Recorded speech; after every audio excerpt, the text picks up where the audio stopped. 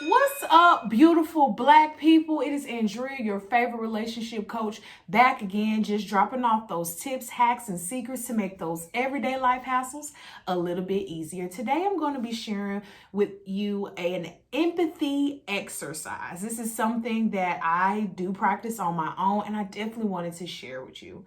In the African American community, it said that we are not very receptive to each other's feelings. We're not aware of them, nor do we really understand our own. It's also said that we're not big in listening. So today I want to give you guys a reflective listening exercise. It's going to definitely tie into that empathy, and you're going to be able to feel closer and be able to communicate a little bit more effectively with your partner.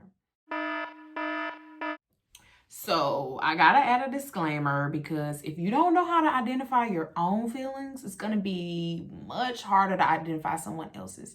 My motto is always work on yourself first. So if you need help identifying your own feelings, I'll post some information about that below. And then this will be a little bit easier for those people that do know how to identify their own feelings.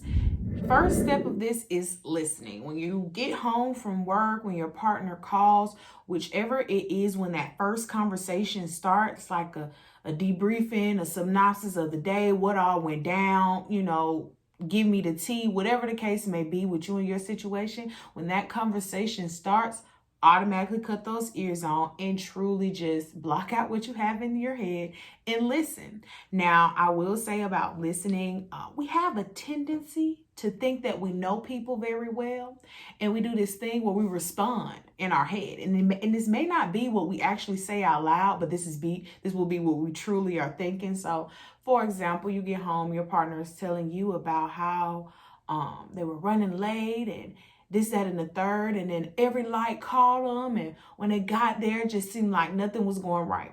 Now, in your head, you knew your partner stayed up the night before, so you like, well, you should have went to bed. And there's no empathy there. Everything, well, if you would have went to bed, then you would have got up on time. If you would have took out that trash, then you wouldn't have had to spend extra time this morning doing your chores before you left. Like, you have to truly block out those inner conversations and listen to your partner. Now that our ears are open and we're listening, the next step is imagine. Imagine yourself in your partner's shoes. Sometimes it's hard for people. Sometimes they got to go as far as closing their eyes and put, like, physically in their head, well, mentally, putting themselves in their partner's shoes and riding that roller coaster with them.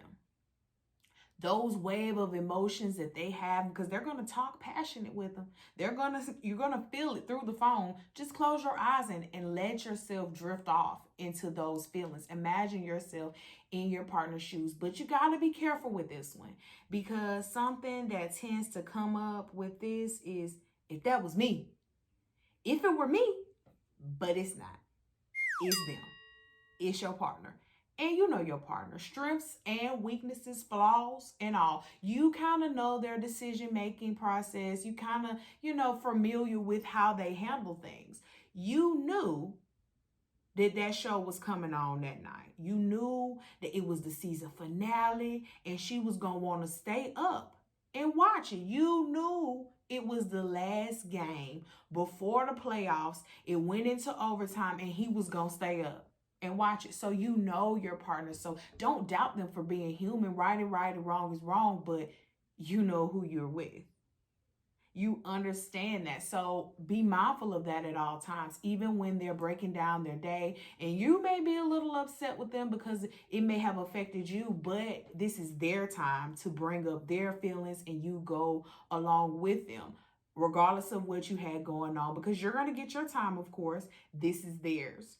So just, closing your eyes, riding that wave of emotions with them, and just really listening and imagining, so you will be able to reflect, which is the next one, properly. So let's get right. The last one is reflecting. Now, this is the most important part of the actual exercise. This is the exercise itself. Now, after that listening and imagining and really putting yourselves in your partner's shoes, this is the time to reflect back, throw at them what you just heard. So what you will be doing was start your statement with something you've heard. Heard you mention those lights holding you back. I find that when you in a rush, lights, they just all end up red. That happened to me one time, and I know it just was the worst thing ever. Like, oh, I know they had you frustrated. Oh, I know you was just on your last leg. That is relating and responding. But you made it. We here now. You made it through the day. You did it. You made it home. You conquered today. Reassuring them that you heard them and you there. So with the reflecting, it's really important for you to start your sentence off with something that you heard, something that you related to. Let it be genuine, something that you can relate to, give them that I heard you, I can relate to you, and then reassuring you that I'm here. I heard you and I'm always going to be here for you. And this is really important. This is the meat of the whole exercise, because this is going to show your partner, dang, when I was really down bad, they was there for me. He was really listening. She was really listening. I know she probably had a hard day, and she really just took this time out to just, let me know that she was there. And it should definitely be reversed afterwards. So you guys should switch roles. The other person should, tell you what's the tea on their day, what all went down, and you let them know that you're there, you heard them, and we gonna do this. We both made it home, and that was the goal. So we both accomplished our day, and just both reassuring each other of that, it's definitely gonna bring you guys closer. I want to challenge all of you beautiful Black people to listen, imagine, and reflect with your partner. This reflective listening empathy exercise is definitely going to make you and your partner feel heard. You guys will be more satisfied and, feeling closer in your relationship. And it is the perfect icebreaker to when you guys get home, or that first conversation when you guys get off. Like, these are the things, these skills, these exercises is what's going to bring you guys out of that toxic relationship, is what's going to bring you guys out of those dark times. These are the things that's going to help us make this a little bit easier. Now, I did say I had a special announcement earlier that's going to be definitely connected to this, and I do. So I am going to be a part of our first group panel webinar. We're going to be talking about how to create a win-win situation in your relationship. Everybody want to be heard.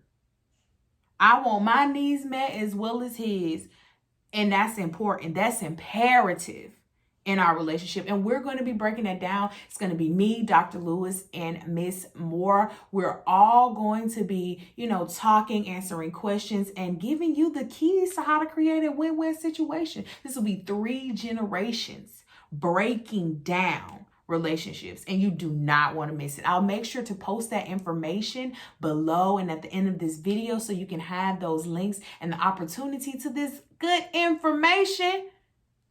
Now, I will be back next week dropping off some more tips, hacks, and secrets to make those everyday life hassles a little bit easier. It's been your girl, Andrea, and I'm out.